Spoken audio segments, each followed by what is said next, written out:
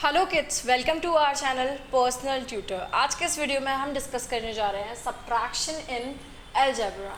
तो शुरू करते हैं आज के इस वीडियो को।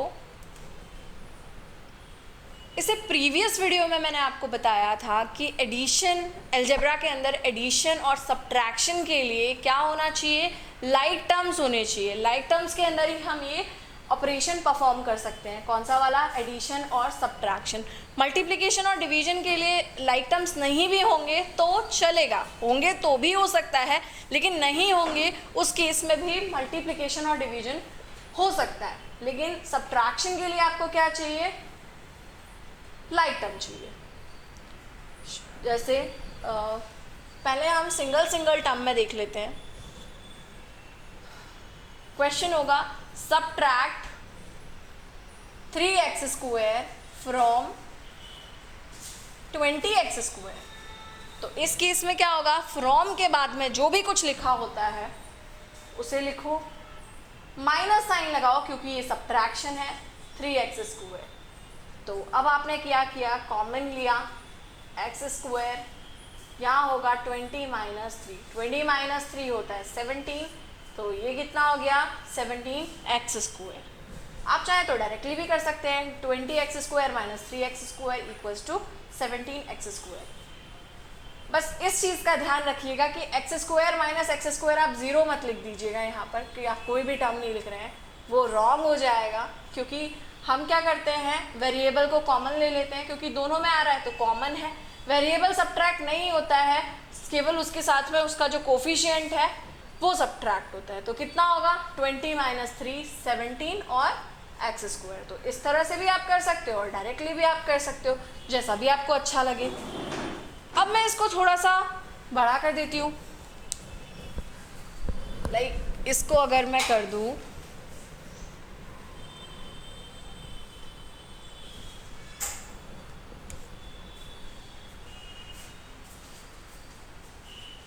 subtract 3x minus 2y from 7x plus 4y। अब इस केस में आप क्या करेंगे? यहाँ पर दो दो टर्म हो गए, है ना? ये एक एक्सप्रेशन है, ये दूसरा एक्सप्रेशन है, और ये दो दो टर्म वाले एक्सप्रेशन है। तो अब आप क्या करेंगे? फ्रॉम के बाद में जो भी लिखा है उसे आप पहले लिखेंगे। अच्छा, इसके लिए हम दो मेथड्स यूज़ कर सकते हैं। एक तो नॉर्मल हमारा हॉरिजॉन्टल मेथड होता है, एक दूसरा हमारा होता है कॉलम मेथड। तो अभी हम हॉरिजॉन्टल मेथड से इसको देखते हैं। एक एग्जाम्पल और मैं आपको कॉलम मेथड से बता दूंगी। 7x plus 4y। अब सब्ट्रैक्शन है तो माइनस का साइन आना है, ठीक है। लेकिन अगर कभी भी एक टर्म से ज़्यादा टर्म होते हैं तो आपको जो नेक्स्ट वाला टर्म हम लिखेंगे माइनस के बाद, उसे लिखने के लिए आपको ब्रैकेट का इस्तेमाल करना होगा। ब्रैकेट यूज़ करना बहुत ज़रूरी है अलजेब्रा के अंदर, अदरवाइज गड़बड़ हो जाती है। तो यहाँ पर कितना होगा? 7x minus 4y। इस चीज़ को आप समझ लीजिए। ब्रैकेट के आगे अगर माइनस लगा होता है तो अंदर के सारे साइन चेंज हो जाते हैं। अगर कोई नंबर पॉजिटिव है तो वो नेगेटिव बन जाता है, और नेगेटिव है तो पॉजिटिव बन जाता है। क्यों बनता है वो भी हम देख लेंगे। यहाँ पर साइन है प्लस, तो बाहर माइनस लगा हुआ है तो प्लस साइन माइनस में कन्वर्ट हो जाएगा। वैसे भी माइनस इंटू प्लस साइन क्या होता है? माइनस। एंड नेक्स्ट है माइनस। अब ये माइनस साइन इसके साथ मल्टीप्लाई होगा तो माइनस इंटू माइनस प्लस होता है, तो ये कितना हो गया? Plus 2y। और ये मैंने आपको डायरेक्टली भी बोला था कि अगर ब्रैकेट के बाहर अगर माइनस है तो अंदर के साइन चेंज हो जाते हैं, तो माइनस 3x प्लस 2y। अब हम क्या करेंगे? लाइक टर्म्स को पास पास लिख लेंगे। ये और ये लाइक टर्म्स है क्योंकि यहाँ वेरिएबल x है, यहाँ भी x है, पावर भी सेम है। तो 7x और यहाँ पर minus 3x plus 4y plus 2y। तो 7x माइनस 3x कितना होता है? ये तो हम परफॉर्म कर चुके हैं पहले। तो 7x माइनस 3x होता है 4x। Similarly 4y plus 2y कितना होता है? 6y। तो ये हमारा क्या हो गया? आंसर हो गया। तो हमने क्या किया? यहाँ पर दो टर्म्स वाले एक्सप्रेशन में क्या किया? सब्ट्रैक्शन किया। तो ये इस मेथड का नाम है एक्चुअली हॉरिजॉन्टल मेथड बोलते हैं इसको। इसके अलावा एक मेथड और होता है सब्ट्रैक्शन का, वो कॉलम मेथड होता है। वो भी थोड़ा सा हम समझ लेते हैं कि वो कैसे करते हैं। उसके लिए मैं कोई दूसरा एग्जाम्पल ले लूँगी। आप चाहें तो वीडियो को पॉज करके इस को नोट डाउन कर सकते हैं, इस क्वेश्चन को कि कैसे सॉल्व किया, स्टेप्स आप लिख सकते हैं ताकि आप फर्दर कभी रिवाइज करेंगे तो आपको हेल्प कर देगा ये। मैं अगला जो ले रही हूँ क्वेश्चन, अगला जो एग्जाम्पल ले रही हूँ उसमें मैं 3 टर्म वाले एक्सप्रेशन ले लेती हूँ, ठीक है, थोड़ा और बड़ा हो जाएगा वो क्वेश्चन। तो सबट्रैक्ट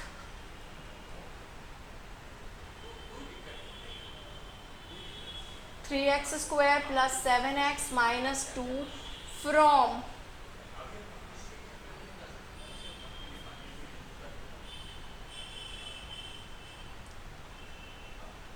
5x ले लेते हैं और यहाँ पर -1 ले लेते हैं।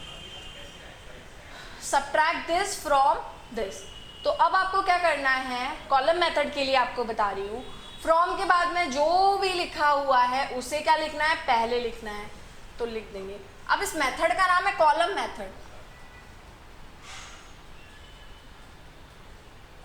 कॉलम मेथड, ठीक है। तो अब हम क्या करेंगे, इसमें सबसे पहले जो बाद में दिया हुआ है उसको मैं पहले लिखूंगी, इसके जस्ट नीचे पहला वाला एक्सप्रेशन लिखूंगी जो कि फ्रॉम से पहले लिखा हुआ है, 3x square plus 7x minus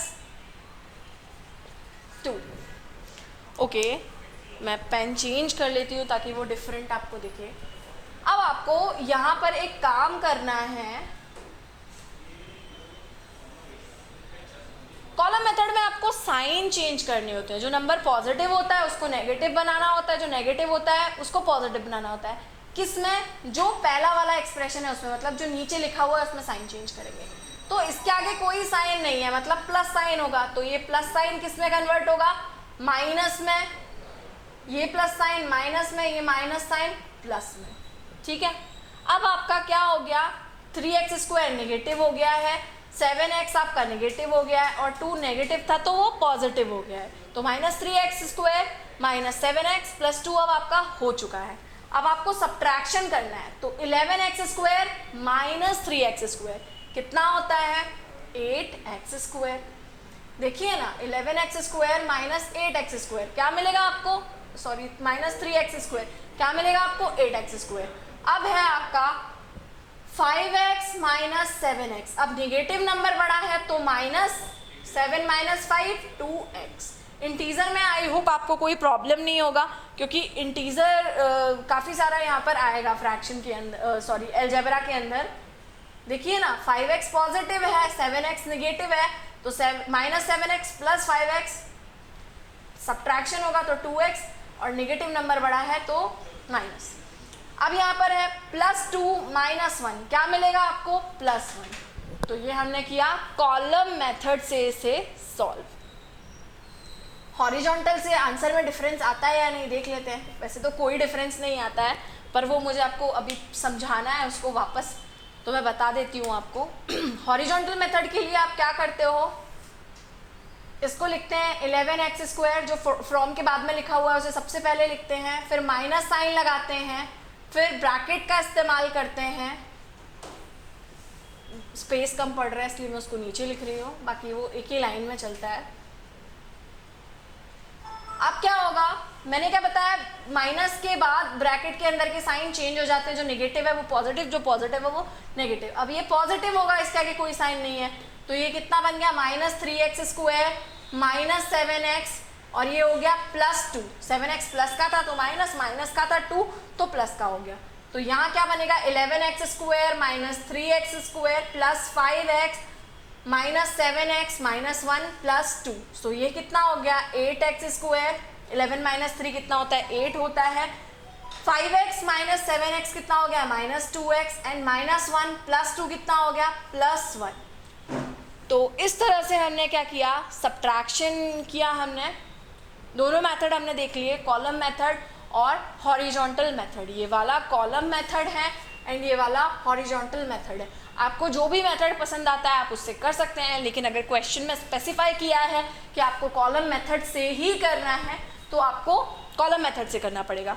एक क्वेश्चन और प्रैक्टिस कर लेते हैं कॉलम मेथड से। दो एक्सप्रेशन ले लेते हैं, एक में 4 टर्म ले लेते हैं, एक में 3 टर्म ले लेते हैं। मतलब नंबर ऑफ टर्म्स एक्सप्रेशन में सेम हो ये कोई ज़रूरी नहीं है, जिसे हम अगले एग्जाम्पल में देखेंगे।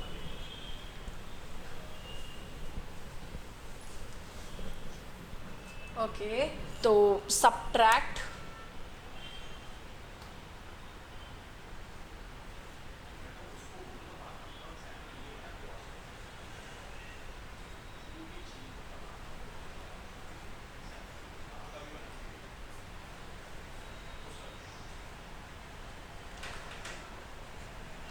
कुछ भी ले सकते हो आप, उसमें कोई भी प्रॉब्लम नहीं है।